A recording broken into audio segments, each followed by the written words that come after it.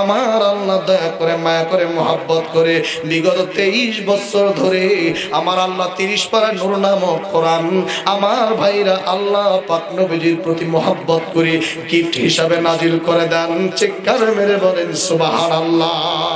আরো জোরে জোরে জবান খুলে বলেন সুবহানাল্লাহ।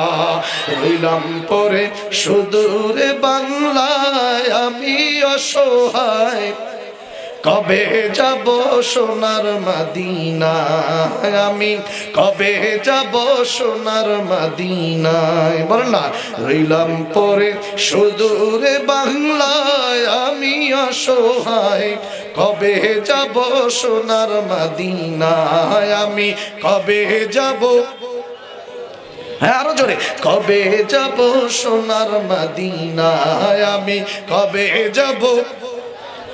চাই না আমি ধন দৌলত করতে জমিদারি, চাওয়া শুধু দুই নয়নে দেখব নবীর বাড়ি। মারহাবা বলে। চাই না আমি ধন দৌলত করতে জমিদারি, চাওয়া শুধু দুই নয়নে দেখব নবীর বাড়ি, আমি চাওয়া শুধু দুই নয়নে দেখব নবীর।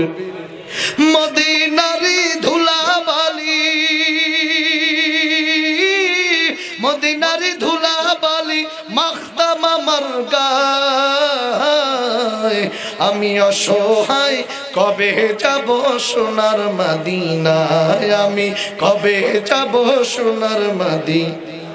জোরে কবে যাব সোনার মদিনা। 7 সাগর 13 নদী কেমনে দিব পারি, জনম আমার ধন্য হবে গেলে নবীর বাড়ি। আল্লাহু আকবার। 7 সাগর 13 নদী কেমনে দেব পারি, জনম আমার ধন্য হবে গেলে নবীর বাড়ি। সাধ্য যে নাই কেমনে যে যায়, সাধ্য যে নাই কেমনে যে যায় ওই নবীজির গায়, আমি অসহায় কেমনে যাব নবীজি মদিনায়, আমি কেমনে যাব, কবে যাব সোনার মদিনায়, আমি কবে যাব। আল্লাহ তাআলা যেন আমাদেরকে মদিনায় কবুল করেন। জোরে কোন আমিন। আর একটু আওয়াজ করে বলেন বাজান আমিন। আমার ভাইরা আমার বন্ধুগণ খুব মনোযোগ দেন। এইবার আসেন আমার ভাইরা বন্ধুরি, আল্লাহ পাক রব্বুল আলামিন আমাদের জন্য 2টা রহমত পাঠাইছেন। 1 নাম্বার হলো বিশ্ব নবী, 2 নম্বরে নবীজির প্রতি নূর নামক 30 পারা কোরআন। আরে বন্ধু, সেই পবিত্র কোরআন থেকে আমি আপনাদের সামনে পবিত্র কালামুল্লাহ শরীফের 35 নম্বর সূরা সূরাতুল ফাতির তেলাওয়াত করেছি। সূরাতুল আল ফাতিরের আমি আপনাদের সামনে একটি আয়াত তেলাওয়াত করেছি। 29 নম্বর আয়াত। পুরো সূরার মধ্যে আল্লাহ তাআলা 45টা আয়াত দিয়েছেন। এই সূরাটি নাজিল হয়েছে মক্কায়, কিন্তু সূরাটির নাম অর্থ দিয়েছেন আদি স্রষ্টা আল্লাহ পাক। একজন গরিব মানুষ ছিল, কৃষক মানুষ ছিল, ধর্মপ্রাণ মানুষ ছিল, কিতাব শেখার খুব আগ্রহ ছিল, কিন্তু কিতাব কেউ শিখাইতে পারে নাই, কেউ শেখানোর মতো ছিল না রে বন্ধু। এই গরিব কৃষকটার ঘরের মধ্যে তেমন কোনো সদস্য ছিল না, একটা মাত্র মেয়ে ছিল। তার মেয়েটা হলো বিবাহ উপযুক্ত মেয়ে।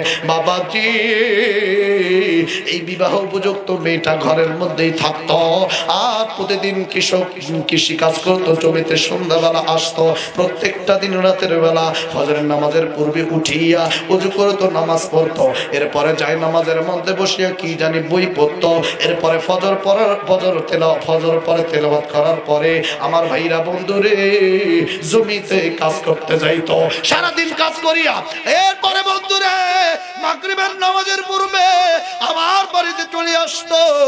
এইভাবে দিন পার হইতো। দিন এইভাবে পার হইতে হইতে হঠাৎ করে একদিন নেমে এলো কালো এক অধ্যায়। বন্ধুরে মেয়েটা প্রত্যেকটা দিন ফজরের নামাজের পূর্বে বাবাকে ডেকে দিত, কিন্তু আজকে আর বাবাকে ডাকতেও পারে নাই, ঘুমাইছে কিন্তু সজাগ পায় নাই।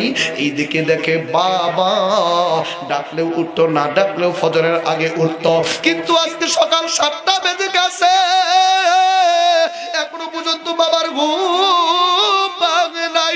রা বন্ধুরে, ঠাকুরগাঁও বাসীরা, ও বালিয়াডাঙ্গি বাসীরা, গভীর মনোযোগ দিয়ে শুনে নাও, ইমানটা মজবুত করে নাও রে মুসলমানেরা। এইবার মেয়েটা ডাক দেয়, বাবা আপনি কেন আজকে ঘুম থেকে উঠেন নাই, এখনো কেন আপনার ঘুম ভাঙে নাই? আরে বন্ধু, বারবার তাকে বাবা শোনে না, কিন্তু মেয়েটার মনের মধ্যে একটা সন্দেহ ঢুকে যায়, কিরে বাবা তো কোনোদিন এত বেলা পর্যন্ত ঘুমায় না।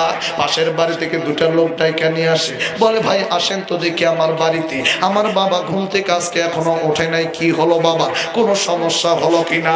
আরে বন্ধু, এইবার পাশের বাড়ি থেকে অন্য মানুষ আইসা দরজায় ঠক ঠক করে, কোনো আওয়াজ নাই, হঠাৎ করে দরজাটার কবাজি খুলে ফেলে, ভেঙে ফেলে। ভাঙার পরে এবার ঘরের ভিতরে ঢুকার পরে নজর দিয়া দেখে বাবা বিছানার মধ্যে শুয়ে আছে, কিন্তু বাবা কোনো কথা বলে না। লোক 2টা কাছে গিয়ে দেখে আল্লাহর বান্দা গভীর রাত্রিতে দুনিয়া থেকে বিদায় নিছে। জোরে কান আল্লাহু আকবার। এইবার আমার ভাইরা বন্ধুগণ, মারা যাওয়ার খবর মুহূর্তের মধ্যে পুরো এলাকায় শুনে ফেলে। মেয়েটা হাউমাউ করে কান্না করে, ডাক দিয়ে বলে, আল্লাহ কি এমন অপরাধ করেছি আল্লাহ, আমার মারেও তুইলা নিলা, জন্মের পর থেকে মায়ের আদর পাই নাই, মা দুনিয়া থেকে বিদায় নিয়ে গেছে। ও মালিক, আজকে বাবাও চলে গেল, আমি পুরো এতিম হয়ে গেলাম দুনিয়াতে, আর কেউ আমার থাকলো না। এইদিকে মানুষরা খাটলি নিয়ে আসলো, গোসল টোসল সব কমপ্লিট, এবার কাপড় চোপড় পেছাইয়া জানাজার নামাজ পড়াবে। কিন্তু বাজান বলেছিলাম পুরো এলাকার মধ্যে কোনো আলেম নাই, হাফেজ নাই, এখন জানাজার নামাজ কি পড়াবে? আরে বন্ধু, জানাজার নামাজ এখন কে পড়াবে? চিন্তায় পড়ে গেল, লাশটা তো গভীর রাত্রি মারা গেছে। পরের দিন আমার ভাইরা দুপুর বেলা পর্যন্ত কোনো সিদ্ধান্ত তারা নিতে পারলো না। এইবার একজন ওই পরামর্শ মিটিংয়ের মধ্য থেকে ডাক দিয়ে বলল, ভাই গো, আপনারা যদি পারমিশন দেন আমি একটা সিদ্ধান্ত দিতে পারি, পরামর্শ দিতে পারি। ডাক দিয়ে বলা হলো, কি পরামর্শ বলো ভাই, দেখি কি পরামর্শ তোমার। এইবার ওই লোকটা ডাক দিয়ে বলল, আমরা যদি এখানে সারাদিন সারা রাত থাকে কোনো সিদ্ধান্ত আসবে না, চলো চলো এই লাশটা নিয়া আমাদের যে কাঁচা কাফেলা যাওয়ার রাস্তা আছে, আমরা লাশটা নিয়া আমরা ওই রাস্তায় চলে যাব। রাস্তায় চলে গিয়া সেখানে আমরা অপেক্ষা করব, ওইখানে অপেক্ষা করব, আর দেখব কোনো আলেম হাফেজ ওই পথে আসে কিনা, অথবা কোনো হুজুর মানুষ আছে কিনা। যদি আসে আমরা তার কাছে রিকোয়েস্ট করে জানাজার নামাজ পড়াতে পারি। এখন চলো চলো, দেরি না করে লাশটা নিয়ে আমরা রাস্তার কাছে যাই। এইবার বন্ধুরে, গোটা এলাকার পুরুষ মানুষেরা এইবার লাশটা নিয়া ওই রাস্তার কাছে গিয়া আমার ভাইরা রাস্তার পাশে লাশটা রাইখা সবাই জড়ো হইয়া দুই পাশে সুন্দর করে যে যার মতো বসে আছে, দাঁড়ায় আছে, আর নজর দিয়ে আছে দেখি তো কেউ আসে কি না। কিন্তু সারাটা দিন বাকি, অর্ধেক দিন গেল, কেউ আসলো না। সন্ধ্যার পরেও তো রাতেও তো অনেক কাফেলা যায়, কিন্তু বন্ধুরি তাও নাই। আগের দিন রাতে মারা গেছে, সারাদিন গেল, জানাজা নাই, রাতটাও চলে গেল, তারপরও জানাজা নাই। সবাই হতাশা হয়ে গেল, আল্লাহকে বলে, আল্লাহ ও রব্বুল আলামিন, আমাদেরকে বিপদ থেকে উদ্ধার করো।